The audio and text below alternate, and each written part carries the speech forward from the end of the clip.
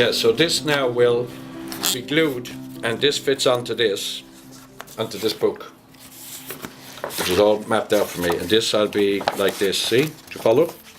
And I'll be gluing that. The letter would be glued onto my book because it's now ready to receive letter. So I would glue it, and then I put the letter on like this, and then fold it in, and obviously with glue on. So then I'll have a finished book with this black leather, black, for 2 volumes.